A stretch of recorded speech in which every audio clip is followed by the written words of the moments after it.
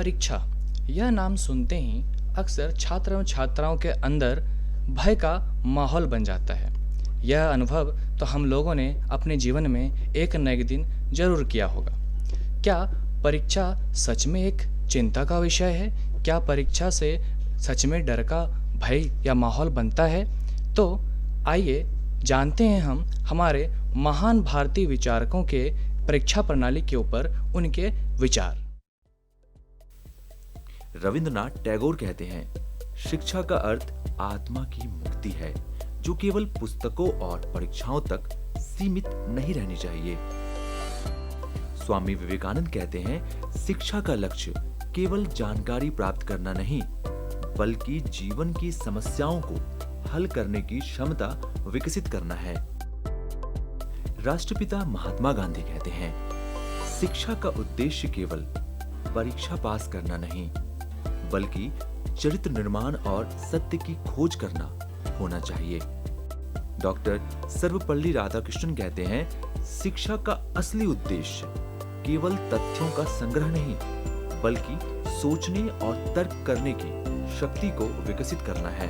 Doctor APJ Abdul Kalam कहते हैं, परीक्षाएं केवल एक छात्र के ज्ञान को मापने का साधन है, न कि उसकी असली क्षमता को परखने का तरीका। नमस्कार, जोहार। मैं ज्ञान सिंह आप सभी दर्शकों का दूरदर्शन के इस खास कार्यक्रम युव दर्शन में स्वागत करता हूं, जहां पर हमारा आज का विषय है परीक्षा से स्व परीक्षा की ओर। तो आइए इस विषय पर चर्चा करने के लिए हमारे साथ हमारे स्टूडियो में हमारे एक्सपर्ट मौजूद हैं, मिसेस पूर्वा पंच भाई, जो कि एक रिटायर्ड आर्मी कैप्टन और एक मनोवैज्ञानिक है। बहुत बहुत स्वागत है मैम आपका हमारे इस स्टूडियो में। Thank you so much. इनके साथ साथ हमारे साथ दो और मेहमान मौजूद हैं, जो हमारे युवा साथी हैं। खुशी कुमारी, जो कि कक्षा 12वीं के छात्रा हैं और इस वर्ष कक्षा 12वीं का एग्जाम में अपीयर होंगे। इनके साथ साथ हमारे साथ हैं शिवम मिश्रा, जो कि कक्षा 10वीं के छात्र हैं और ये कक्षा 10वीं के एग्जाम में अपीयर होंगे। आप दोनों का भी बहुत बहुत स्वागत है हमारे स्टूडियो में और हमारे इस खास कार्यक्रम में। मैम, मैं आपसे जानना चाहूँगा कि आजकल के जनरेशन जो हमारा जो युवा पीढ़ी है वो मॉडर्न की तरफ शिफ्ट हो चुका है। अभी का जो जनरेशन है बहुत सारे अपने डाउट्स को सॉल्व करने के लिए मोबाइल फ़ोन की ओर जाते हैं और वहाँ से वो सोशल मीडिया की तरफ डिस्ट्रैक्ट हो जाते हैं। इन प्रॉब्लम को कैसे वो कम कर सके ताकि वो बेहतर पढ़ाई अपना कर सकें और बेहतर रिजल्ट पा सकें? हम सभी देखते हैं कि एक डिस्ट्रैक्शन जो हमारे दिमाग में, आज आप सोशल मीडिया की बात कर रहे हो, कभी आप ऑनलाइन चीज़ों की, बीच में जो कोविड के कारण हम लोग सब ऑनलाइन चले गए थे तो काफ़ी लोग अफेक्टेड भी हुए उस कारण। लेकिन एक बात मैं बताऊं, डिस्ट्रैक्शंस तो आपकी ज़िंदगी में हमेशा ही रहेंगे। आज वो मोबाइल के तौर पे हैं, कल वो रिलेशनशिप्स के तौर पे होंगे, कल किसी और के तौर पे। These are all actually secondary factors. तो कभी हम इसको अगर एक अपने डिफेंसिव एक्शन की तरफ देखते हैं कि एक एक्सक्यूज़ है, क्योंकि मोबाइल था तो मेरा ध्यान बढ़ गया, उसका कॉल आया तो मेरा तो वी शुड बी रिस्पॉन्सिबल। सबसे पहले हम इस जनरेशन की जो हम बात कर रहे हैं और सभी को एक रिस्पॉन्सिबिलिटी के साथ चलना पड़ेगा कि अगर आज मैं इतने घंटे, मैंने कुछ डाउट क्लियर करने के लिए यूट्यूब देखना था, लेकिन तब तक नोटिफिकेशंस आ गए, कुछ फ्रेंड्स की रिक्वेस्ट आ गई, मैं उस पर चैटिंग में बैठ गई या कुछ भी करने लग गया। तो ये जो डिस्ट्रैक्शन है, नंबर 1 नोटिफिकेशंस आप ऑफ कर दीजिए। नंबर 2 ऑनलाइन गेमिंग भी है, जो कि मैं यहाँ पे और एक चीज़ कवर करना चाहूँगी। People are into online gaming also. आजकल के बच्चे पैसे भी लगा रहे हैं ऑनलाइन गेमिंग में, ये आपको पता होगा। वो चीज़ें हमें शॉर्ट टर्म गेन चाहिए, हैप्पीनेस चाहिए ज़िंदगी में, कि लॉन्ग टर्म चाहिए। सबसे पहले हमें जितना पॉसिबल हो सके ऑनलाइन गेमिंग से भी आप बाहर निकल जाइए। सोशल मीडिया के अपने अकाउंट्स को डीएक्टिवेट कर दीजिए। कई बार क्या होता है ज्ञान, अगर हम किस संगति में उठते बैठते हैं बहुत ज़्यादा फ़र्क पड़ता है। आप अगर सही संगति में हैं, अगर हमें स्पोर्ट्स पर्सन बनना है तो हम उन्हीं के बीच में उठते बैठते हैं जो स्पोर्ट्स ओरिएंटेड है। अगर हमें पढ़ाई में करियर देखना है, और जो कि एग्ज़ाम्स की हम बात कर ही रहे हैं अभी, kindly message to all the children, मैं ये बोलना चाहूँगी, अपनी संगति भी चेक करिए। आप किन के बीच उठ रहे हैं, बैठ रहे हैं। आपको ये लग रहा है कि मेरी संगति मुझे आगे तक ज़िंदगी में तरक्की करवाएगी, डेफिनेटली आप उस संगति की तरफ चलिए। Then don't blame anybody. अपनी रिस्पॉन्सिबिलिटी लीजिए और जितना हो सके नोटिफिकेशंस को ऑफ करिए, स्क्रीन टाइम मॉनिटर करिए कि मैंने कितने घंटे क्या देखा, और जब आप पढ़ने बैठें एक टारगेट लेके पढ़िए। उस टाइम पे मोबाइल को दूर रखिए। अगर आपके मोबाइल में ही पढ़ाई हो रही है, क्योंकि कुछ यूट्यूब वीडियोज़ वगैरह हम ट्यूटोरियल्स देख रहे हैं, तो वही बात आ जाती है कि if nobody is monitoring you, अगर आपको कोई नहीं देख रहा है तो ऊपर वाला तो देख रहा है, आपके अंदर का विवेक देख रहा है। At least be responsible for your self, अपनी ज़िम्मेदारी से पढ़िए एंड डेफिनेटली आप एग्ज़ाम्स के बाद में कैचअप कर सकते हैं अपने फ्रेंड्स के साथ। आउटडोर एक्टिविटीज़ को ज़्यादा बढ़ाइए, खेलने के लिए, फ्रेश एनर्जी के लिए जाइए, जो कि हम आगे कवर करेंगे। लेकिन ये जो डिस्ट्रैक्शंस हैं ये किसी भी रूप में हमेशा आते रहेंगे ज़िंदगी में, तो वो लंबा सोचिए, थोड़ा सा ऊंचा सोचिए, ज़िंदगी की लॉन्ग इनिंग को देखिए, 80-20 मत कीजिए। बी 5 डे का जो टेस्ट मैच प्लेयर, तो उस टिकना सीखिए ज़िंदगी में, वो बहुत ज़रूरी है। इसी आपसे मैं जानना चाहूँगा कि आप ऑलरेडी कक्षा 10वीं की बोर्ड एग्ज़ाम को पास आउट कर चुके हैं और अभी आप 12वीं का एग्ज़ाम देने जा रही हैं, तो क्या सेम आपके ऊपर एंजाइटी या सेम दबाव अभी भी महसूस कर रही हैं जैसा आपने अपना पहला बोर्ड एग्ज़ाम के समय किया था? नहीं, अभी तो जैसे मैंने 10th का एग्ज़ाम दिया था, उस टाइम जो मुझे प्रेशर और एंजाइटी का फ़ील हुआ था, अभी तो उतना नहीं हो रहा है, क्योंकि मैंने अपने 10th के अनुभव से बहुत कुछ सीखा है। जैसे टाइम मैनेज करना, अपने गोल्स को कैसे अचीव करना है, अपने प्रेशर और एंजाइटी को कैसे हैंडल करना है, ये सब चीज़ें मैंने 10th के अनुभव से सीखी हैं। तो इस बार मैं जब 12th का बोर्ड एग्ज़ाम दे रही हूँ, तो वो सब चीज़ मैं अप्लाई करूँगी इस बार, और मैं ज़्यादा से ज़्यादा ट्राई करूँगी कि मैं एंजाइटी और प्रेशर का सामना ना करूँ, ज़्यादा प्रेशराइज़ ना हूँ, ताकि मैं एग्ज़ाम में अच्छे से लिख पाऊँ। शिवम, मेरा आपसे सवाल है कि क्या एग्ज़ाम्स के वजह से क्या आपके पढ़ाई, आपकी सोशल लाइफ या आपके हॉबीज़ पे कोई इम्पैक्ट पड़ रहा है? नहीं, मेरी पढ़ाई की वजह से मेरे सोशल या हॉबीज़ पे कोई इम्पैक्ट नहीं पड़ रहा है, क्योंकि मैंने अपने लिए एक टाइम टेबल बना के रखा है, जिसमें मैंने हर चीज़ मेंशन किया जो मैं डेली करता हूँ। जैसे स्पोर्ट्स, मेरी हॉबी और मेरी पढ़ाई। मैं पढ़ाई भी टारगेट बना के करता हूँ, जिसमें जैसे कि कौन दिन कौन समय क्या पढ़ना और कितना पढ़ना है, और मैं हर रोज़ छोटी छोटी चीज़ों से बचने की कोशिश करता हूँ कि जिससे मुझे लगता है मेरा समय बर्बाद हो सकता है, जैसे मोबाइल फ़ोन, सोशल मीडिया, मैं उनसे पूरी तरह बचने की कोशिश करता हूँ। अभी के जो हमारे बोर्ड एस्पिरेंट हैं, उनके आसपास के लोग, उनके फैमिली मेम्बर्स एग्ज़ाम्स को लेकर के बहुत ज़्यादा उन पे हावी हो जाते हैं, जिनसे वो और अपने आप को दबाव में महसूस करते हैं। तो उनका क्या रोल होना चाहिए एक बोर्ड एस्पेरिमेंट के प्रति? आप क्या मैसेज देना चाहेंगे कि उनको कैसे माहौल में रखा जाए ताकि वो एक पॉजिटिविटी फील कर सकें और अपने आप को बेहतर महसूस कर सकें? डेफिनेटली ज्ञान, हमारी पर्सनालिटी दो चीज़ों से बनती है, external factors and internal factors. तो मैं सबसे पहले उन बच्चों को ये बोलना चाहूँगी, आपका माहौल जैसा भी है, हम माहौल की बात करेंगे, लेकिन सबसे पहले माहौल तो आप बदल नहीं सकते, पहले सेल्फ डिपेंडेंट हो जाइए। जस्ट बी सेल्फ मोटिवेटेड, वो आपके काम आएगा। आप चाहे बोर्डिंग में हैं, चाहे अकेले हैं, चाहे आप पीजी में रह रहे हो या फैमिली के साथ। Secondly, the people who are surround, जो दाएं बाएं फैमिली मेम्बर्स हैं, एक्सटेंडेड फैमिली मेम्बर्स हैं, जॉइंट फैमिली की अलग कहानी है, न्यूक्लियर फैमिली के अलग केसेस हैं। सेम वे जब बच्चा अगर देखता है कि एग्ज़ाम्स पास आ रहे हैं, अगर मैं आपसे एक बात बताऊं ज्ञान की, आंख बंद करिए 1 सेकंड के लिए और सफ़ेद हाथी मत देखना। सबसे पहली चीज़ आप क्या देखोगे? सफ़ेद हाथी देखोगे जी। तो जो हम ना बोलते हैं कि एग्ज़ाम का स्ट्रेस मत लेना, तो दिमाग में बच्चा सोचता है ओ एग्ज़ाम स्ट्रेस की चीज़ है, तो नहीं ठीक है, मैं स्ट्रेस नहीं लूँगा, पर हम we are adding that word stress to them. जबकि हम ये एज द केयर गिवर्स, जो फैमिली मेम्बर्स हैं, बाकी जो बड़े हैं घर में, अगर बच्चे को हम, जैसे हम स्व परीक्षा का हमारा टॉपिक है ही आज का, हम ये क्यों नहीं बोलते कि बच्चे को कि इट्स अ सेल्फ असेसमेंट, आप कितने खरे और उतर रहे हो ज़िंदगी में। हमारे क्लास 2 के स्टैंडर्ड का तो नहीं है, बोर्ड एग्ज़ाम्स हमारी ग्रोथ के हिसाब से ही टेस्ट पेपर सेट होते हैं, हमारी राइटिंग एबिलिटीज़ के हिसाब से टेस्ट पेपर सेट होते हैं। ये हमारे लिए चैलेंज है कि मैं कितने पानी में हूँ, तो ये स्व परीक्षा लेना ये एक चैलेंज के रूप में लें।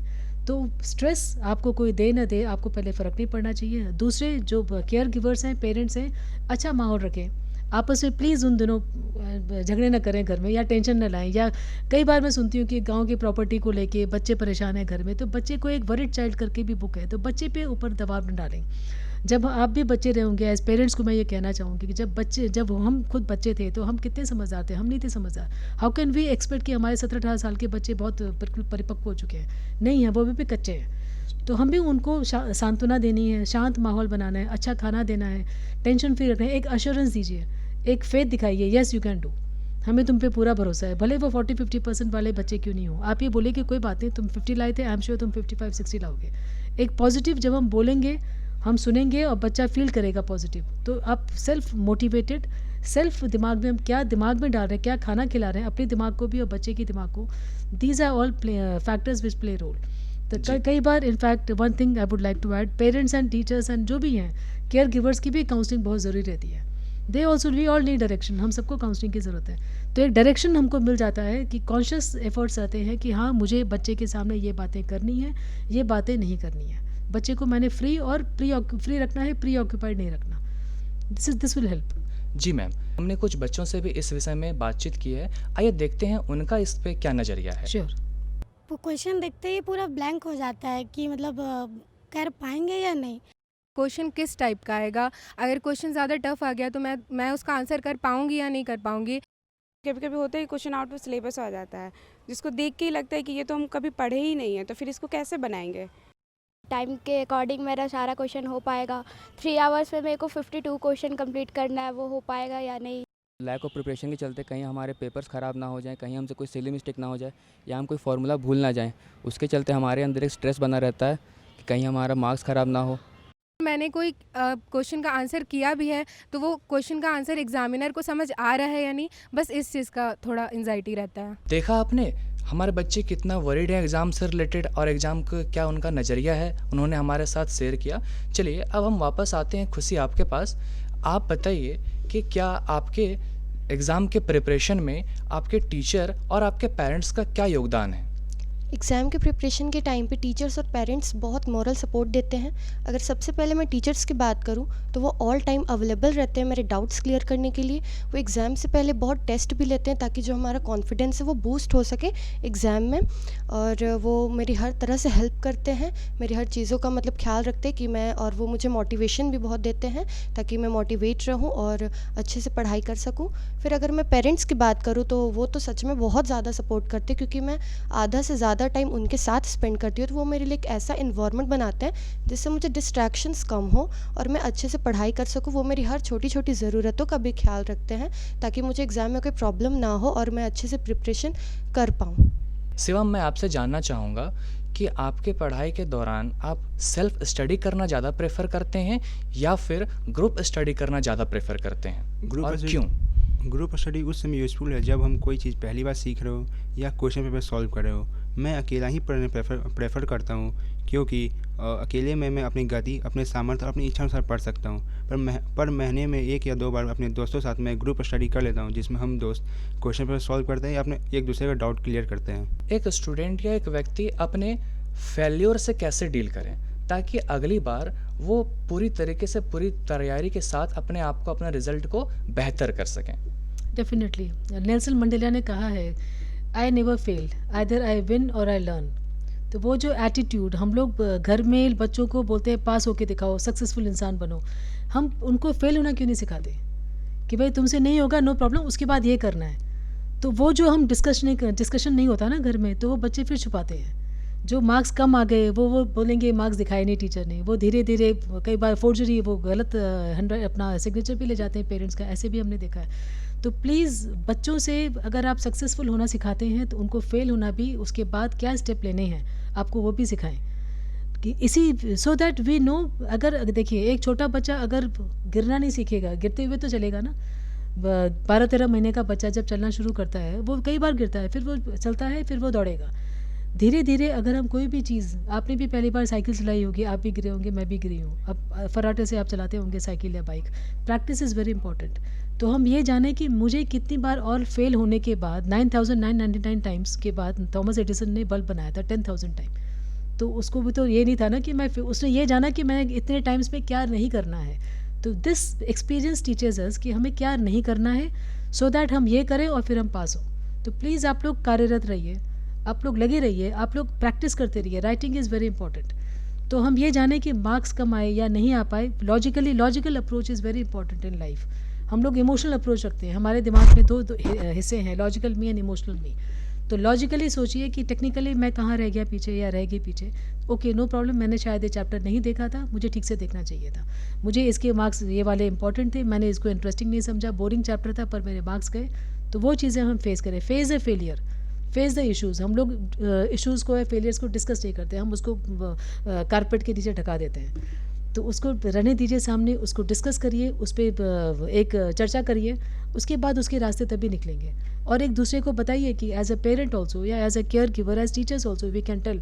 मैं भी बोलती हूँ कि एक बार में हम कई जगह नहीं निकले हैं, पर हमने दोबारा देखा कैसे हम बेहतर हो सकते हैं। तो ये बहुत ज़रूरी है कि हमने क्या सीखा और हम कैसे जीते, तभी हम जीत पाएंगे।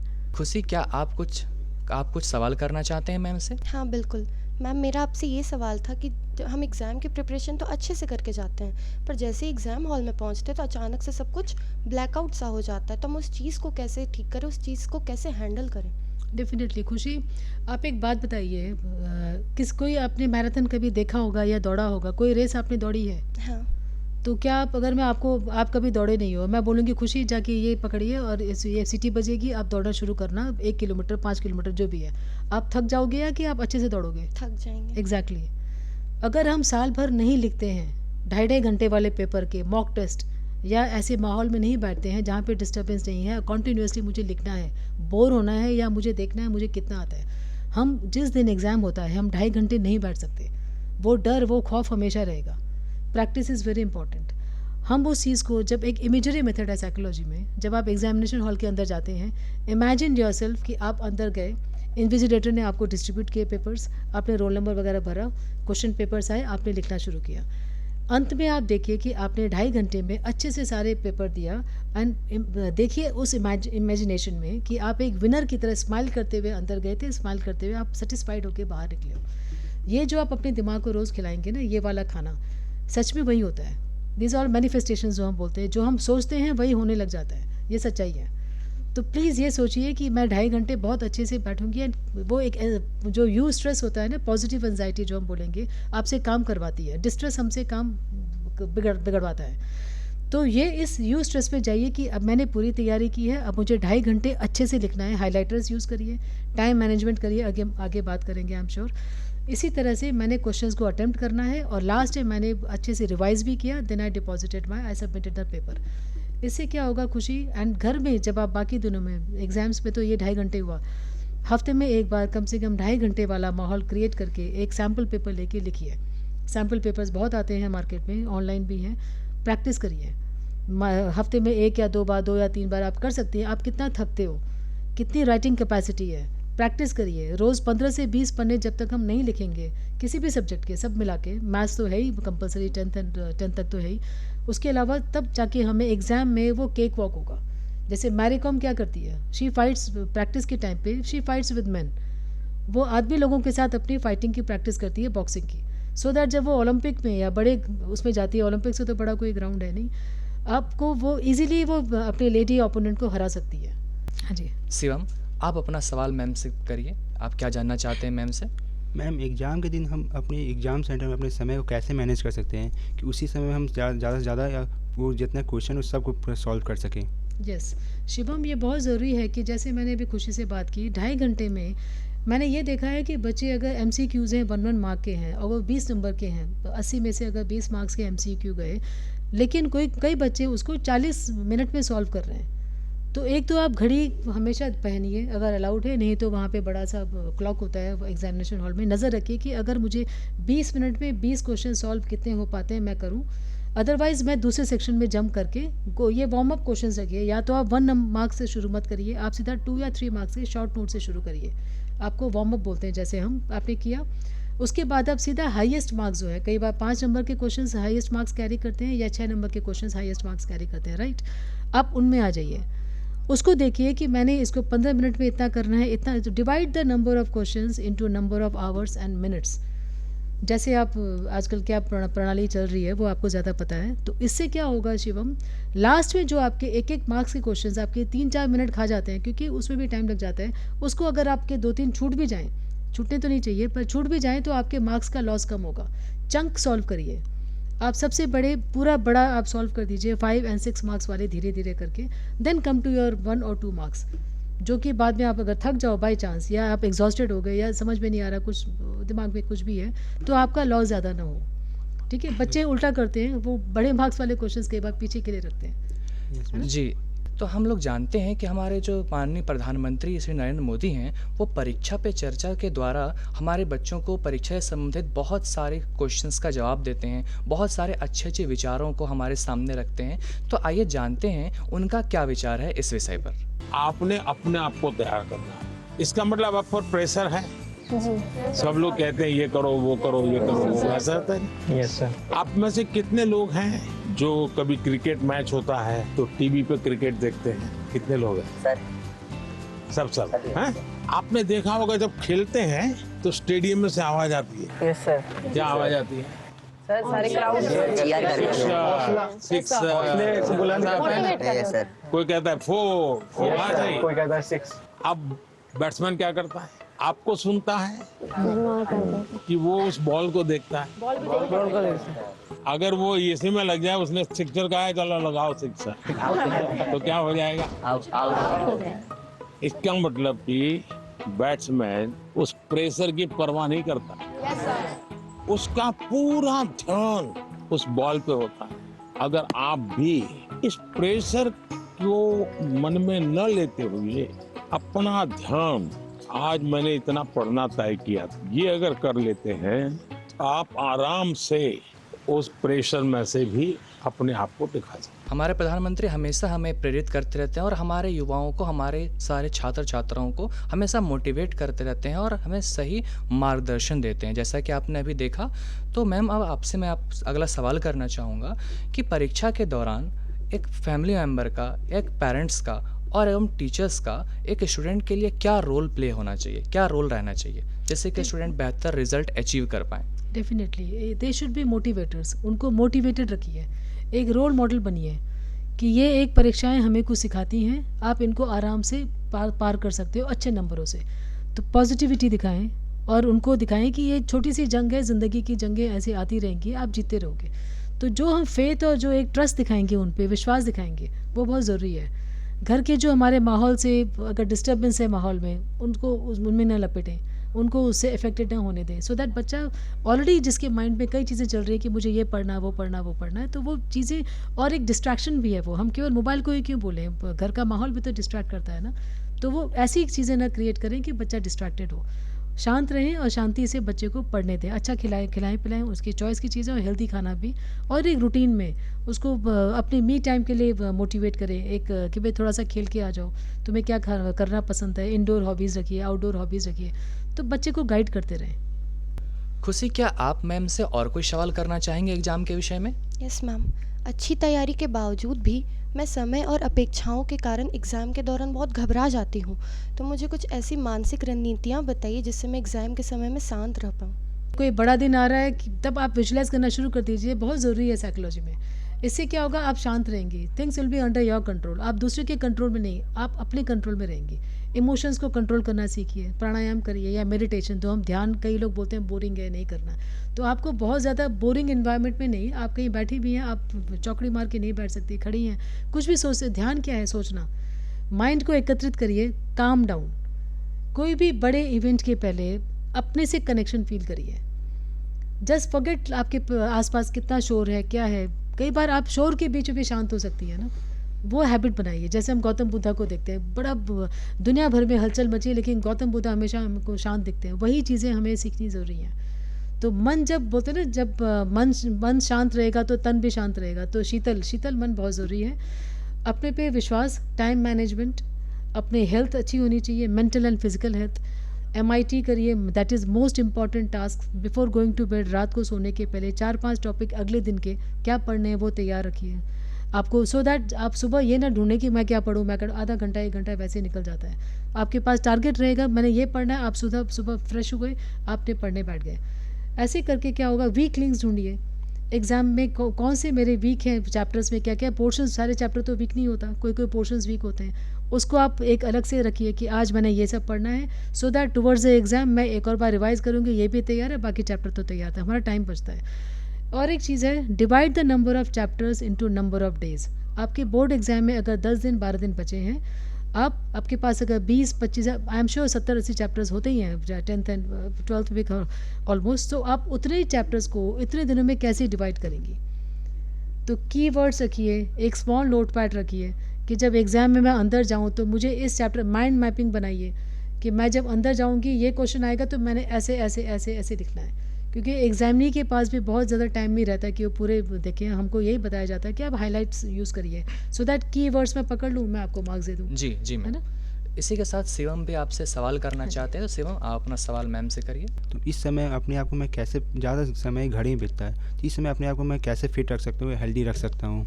यस शिवम, एक तो आप इंडोर हॉबी उठाइए, एक आउटडोर हॉबी। मैं इसलिए कह रही हूँ, कई बार मौसम ठीक नहीं है, बारिश हो गई है, कुछ भी हो गया, आप नहीं जा पाए बाहर, तो आप इंडोर में भी, आपको पढ़ना पसंद है, लेजर रीडिंग हम बोलते हैं, मुझे बुक रीडिंग बहुत पसंद है, किसी को खाना बनाना पसंद है, हॉबीज़ हमें डी स्ट्रेस करती हैं, ठीक है, दीज आर स्ट्रेस बस्टर्स। कोई गार्डनिंग करते हैं, छोटा सा 3-4 गमले ले लीजिए, आजकल फूल तो पौधे बहुत ज़्यादा मिलते हैं, आप लगा दीजिए, रोज़ उनको प्लांट पे पानी दीजिए, आप उनको ग्रो होते हुए देखेंगे। क्योंकि जब हम कुकिंग करते हैं या हम पेंटिंग या कुछ भी करते हैं, एक स्ट्रक्चर फॉर्म होते हुए देख के हमें एक पॉजिटिविटी लगती है, हाँ भाई एक आकार बन रहा है किसी चीज़ का, तो हमें एक सेटिस्फैक्शन मिलता है लाइफ में, ये साइकोलॉजिकल है। तो प्लीज़ पिकअप दीज हॉबीज़, एक मी टाइम रहेगा कि हाँ मैं कुछ किसी चीज़ के लायक हूँ। Otherwise sometimes we feel useless कि मुझसे ये भी नहीं हो रहा, कई बार वो भी नहीं हो रहा, तो हम कई बार फ्रस्ट्रेट हो जाते हैं। तो ऐसी चीज़ों से हमें जब एक पॉजिटिविटी मिलेगी, हम अपने आप को उस लायक समझेंगे, अपने सेल्फ कॉन्फिडेंस को काफ़ी बूस्ट मिलता है। तो ये हॉबीज़ आपकी काफ़ी काम आती हैं। जी मैम, तो आप इस वर्ष जो भी बच्चे छात्र छात्राएं जो एग्ज़ाम में इस बार अपीयर होने वाले हैं, उनके लिए आप क्या संदेश देना चाहेंगे? सबसे बड़ा संदेश ये है कि अपने आप को इन एग्ज़ाम्स के लिए ये देखिए कि मैं पिछली बार से इस बार कितनी खरी उतरी, मैंने कितनी इम्प्रूवमेंट दिखाई। अपने से चुनौती रखिए, वो बाजू वाले ने कितना क्या किया उसको वो आपके कंट्रोल में नहीं है। Please be have competition with yourself. दूसरी बात, एक रोल मॉडल बनिए, आपसे छोटे आपके लोग आपको घर में किस तरफ से देखते हैं। Be self responsible. आप अपने आप को ये नहीं बोल सकते कि मेरे को ये नहीं मिला ज़िंदगी, वो नहीं, हमको जितना मिला उस पर सेटिस्फाइड रहिए। ग्रैटिट्यूड, एक आभार रखिए कि ये मेरे पास इतना है, मैं आराम से एग्ज़ाम को पूरे अच्छे से फोड़ के आऊँगी। वो एटीट्यूड रखिए गो गेटर का, कि ये 80 मार्क्स से 100 मार्क्स का, मैं 1000 मार्क्स का बेहतर, क्योंकि कल के जो आपके बड़े बड़े एग्ज़ाम्स होंगे आपको उसके लिए तैयारी करनी है। ये बोर्ड एग्ज़ाम से आपकी उम्र बन जाती है कि आप आगे चुनौतियों का सामना करें और ज़िंदगी में आगे एक क्या बोलूँ मैं, टारगेट ओरिएंटेड रहें और गो गेटर रहें। ये हम बोलते हैं ना कि गिरते हैं शेर सवार मैदान जंग में, वो तिफल क्या गिरे जो घुटनों के बल चले। तो हम लोग अगर गिरना नहीं सीखेंगे या फेल होना, जैसे हमने पहले बात की थी, कोई बात नहीं, एक सीखिए मैंने कहाँ पे मैं फ़ेल हो गया, ये फ़ेल हो गया, एंड उस पर इम्प्रूवमेंट लाइए। ऐसा कोई इंसान नहीं जो फेल नहीं होता। उसको हम कैसे देखते हैं, अपना एटीट्यूड पॉजिटिव रखिए, अपने मेंटल हेल्थ फिजिकल हेल्थ का ध्यान रखिए, मी टाइम रखिए, जैसे हमने डिस्कस किया, एक हॉबीज़ उठाइए, इंडोर आउटडोर सब कुछ, टाइम टेबल रखिए, टाइम पे सोइए, डिस्ट्रैक्शंस को साइड रखिए, उससे कुछ नहीं मिलने वाला, वो हमारी ज़िंदगी में साइड में चलते रहते हैं। ये आप ही की लाइफ है, आप आगे क्या प्रूव करोगे, आपको मौका मिला है उसको करके दिखाइए, और इसमें कोई दो राय नहीं, कोई दूसरा नहीं बैठेगा आपके एग्ज़ाम के लिए, इसलिए अच्छे से दिखाइए, yes I am very good, और मैंने आपको करके दिखाया, पेरेंट्स को भी खुशी हो, आपको खुद भी खुशी हो। Okay, so wish you all the best for the upcoming exams. जी बहुत बहुत धन्यवाद मैम आपका, और आप दोनों भी प्रतिभागी का बहुत बहुत धन्यवाद। दर्शकों, परीक्षा जो है वो स्व मूल्यांकन का एक महत्वपूर्ण आधार है, तो परीक्षा से कभी डरना नहीं चाहिए। और आज का हमारे जो विषय है परीक्षा से स्व परीक्षा की ओर, इस जरिए हम यह कहना चाहते हैं, यह समझाना चाहते हैं कि परीक्षा डर का विषय नहीं है, परीक्षा चिंता करने का विषय नहीं है, परीक्षा चिंतन करने का विषय है, जिससे आप अपना जो सारा ताकत, सारा आपका जो मजबूती है, सारा अपना कॉन्फिडेंस से आप अपने परीक्षा में उत्तीर्ण हो सकते हैं। आज के इस कड़ी में इतना ही, और अब मुझे और दूरदर्शन के इस टीम को अब इजाज़त दीजिए। फिर मिलेंगे हम अगली कड़ी में। नमस्कार, धन्यवाद।